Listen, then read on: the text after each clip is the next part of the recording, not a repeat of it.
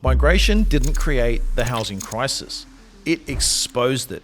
It exposed a system which is broken. According to the Reserve Bank of Australia, the biggest jump in rents happened before the borders reopened. So think about that. If you look at rent growth, the pressure built right after 2020, even though borders didn't properly reopen until 2022. So why were rents already running hot if migration was basically shut down? And this is why this matters, because the RBA literally says rents surged 13.8% between 2021 and 2022 when international students were still largely locked out. Then when students did return, the RBA found they contributed at most 0.5 percentage points to rent growth, meaning the return of international students did not suddenly spike the rent growth rate. The trend was already moving. So if migration was the main cause, the timing does not line up. And that brings us to the data that most people ignore.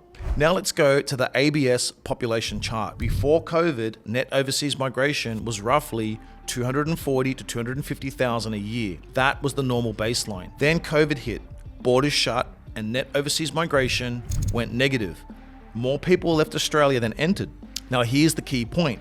When borders reopened, migration didn't just restart, it had to catch up, because those missing migrants from 2020 to 2022 didn't disappear forever. They weren't lost, they were delayed.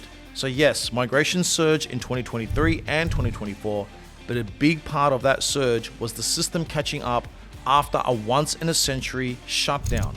Now here's what we know from the latest data. By the end of 2025, net overseas migration is back to around 300,000.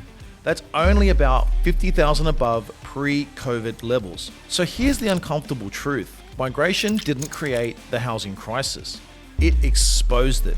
It exposed a system which is broken. When a system is healthy, it absorbs growth. When it is broken, growth breaks it. Australia's housing system was already broken. Blaming migrants feels emotionally satisfying because it gives people something simple to point at, but it doesn't fix anything. Supply does that.